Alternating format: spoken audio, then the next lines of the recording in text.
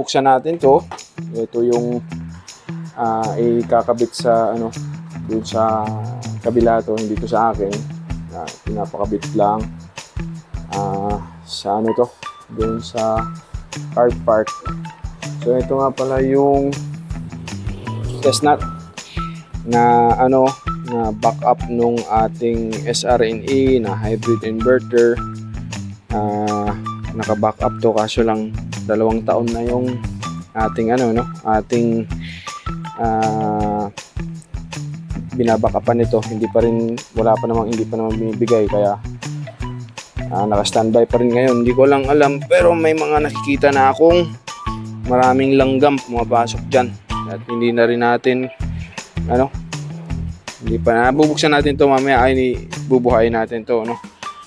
Ayan, so yun nga yung S-nut, yan yung ano natin, backup natin dito sa SRNE, which is wala naman problema hanggang ngayon. So yung pan may problema ata. Ayun. So itong pan na to, meron tong sariling power sa baba. But anyways, yung ano na yun, S-nut, ito yung standby para dito kung sakaling masira to, meron ka agad na may sasalpak. Kung ipakailangan mampayos, yun, naka-standby yun. Pero yung ating bubuksan ngayon is para yun sa kabilang setup, no? So first time kong humawak ng ano, ng tawag nito, One Solar. Bubuksan na natin, guys. Ito. So mahirap to, sabi kasi i-test ka agad yung item para makita, pero wala eh. So dito na lang natin sa ano, sa YouTube ano, kung ano mang makikita natin dito, no. But anyways, wala tayong assistant dito, kaya mahirap to, guys. But sisikapin natin ano, buksan. So fast forward na lang siguro natin dun sa maganda ang pagkabalot, guys. Wala akong masabi, panalo na sa balot pa lang. Papas forward na lang natin. Naka-standby na yung ating bench power supply.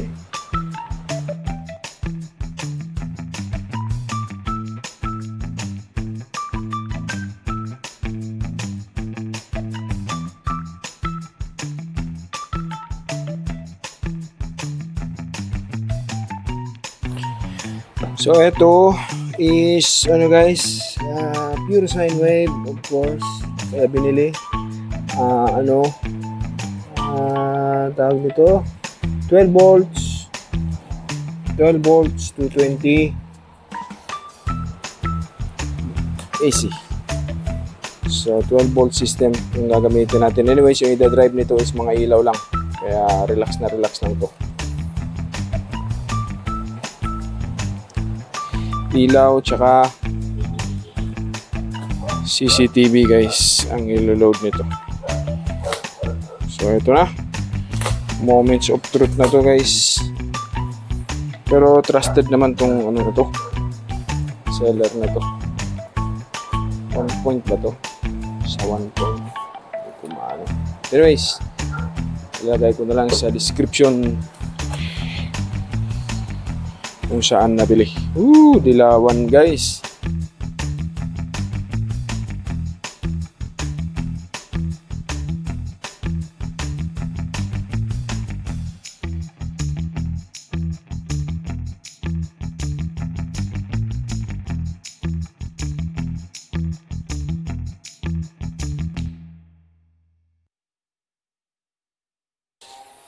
Same lang sila, oh. Isa lang kaya may gawa nito, guys? Parang duda ako, Okay.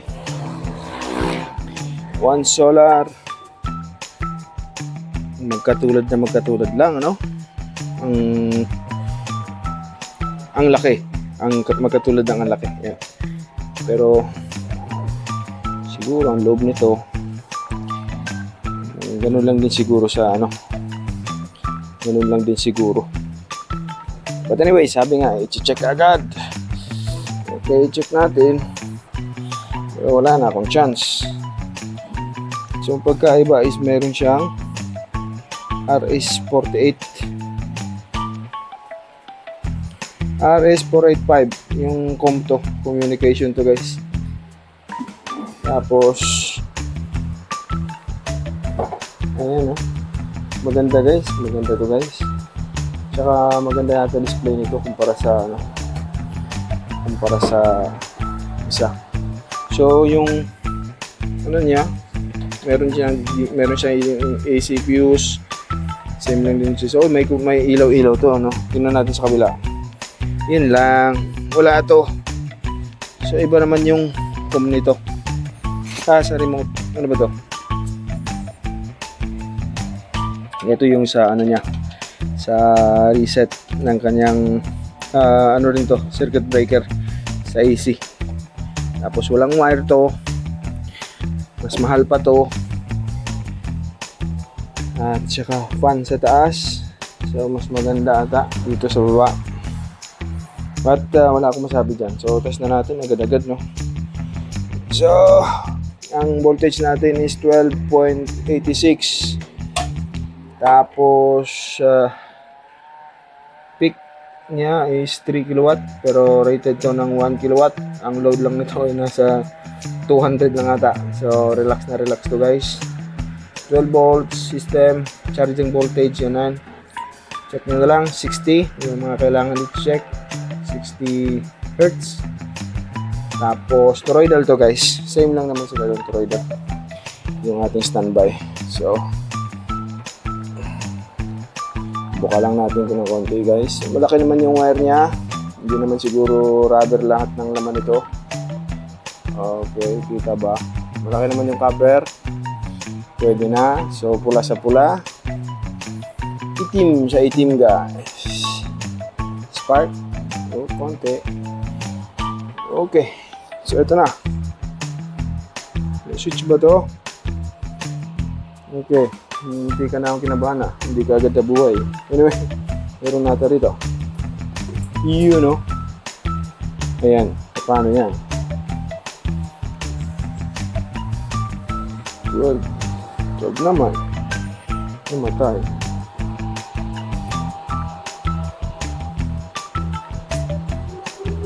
Kailangan pa lang dinan ng konti guys. So ganun pa rin yung tunog. Welcome to use. Ito. Maganda display nito guys. Ayan, namatay na.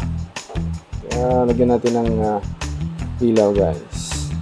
Ayan. So dito meron siyang input voltage. Meron siyang, anyways, marami naman kayo nakikita, So meron na siya kagad load. Naka-inverter, battery, nakasaksak siya. AC, walang AC pumapasok. Ibig sabihin, fault kung meron siyang problema. Yun lang, load 0%.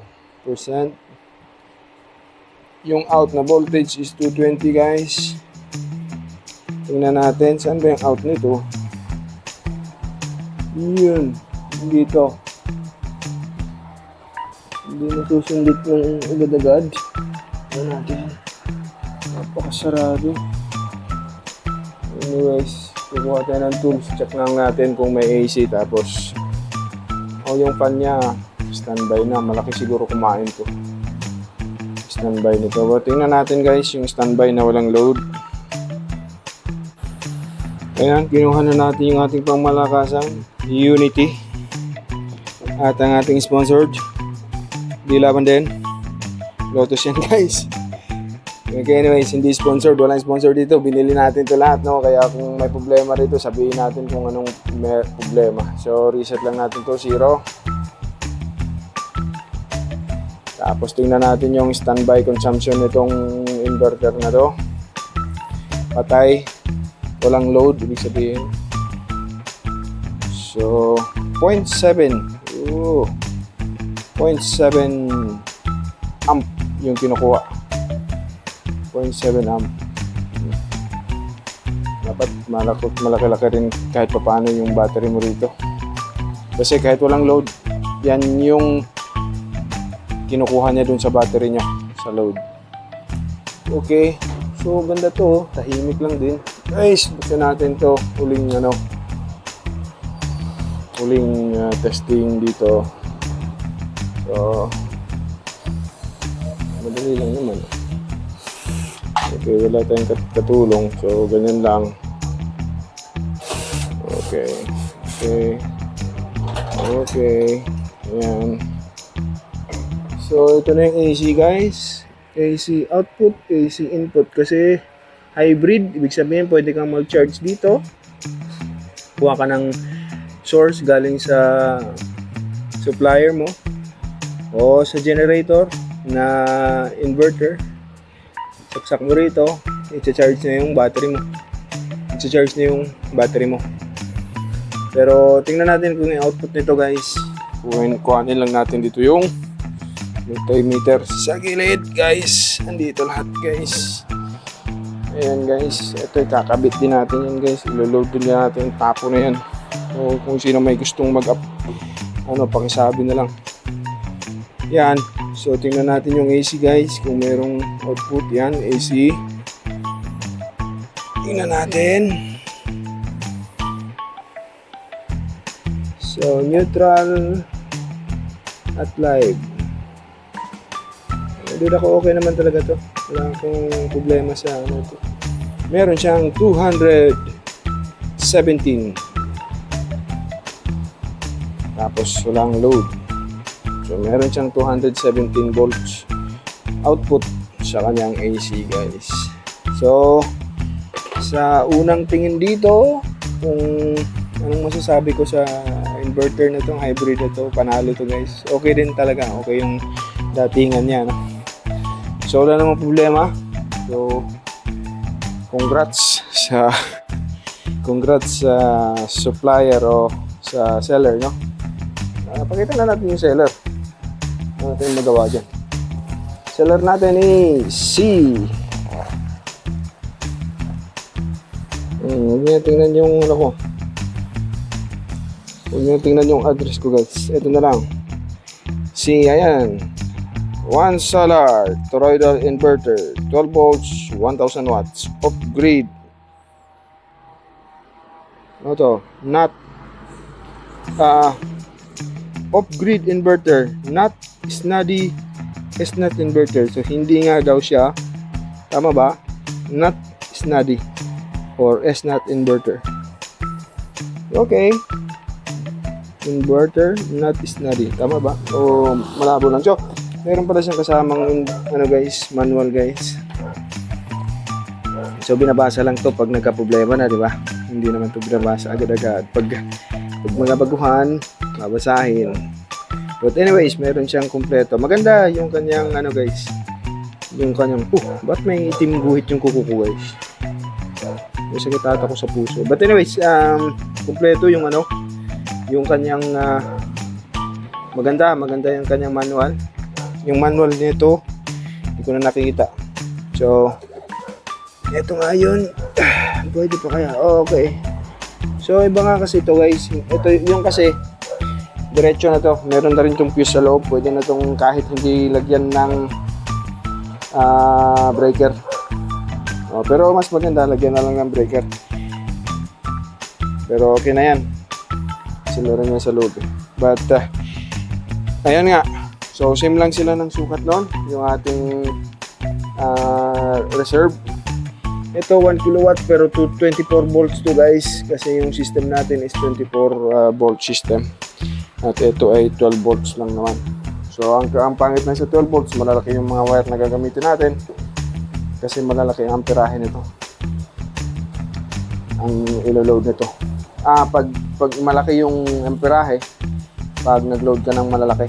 So, kahit pa paano, makakatipid-tipid ka dun sa wire.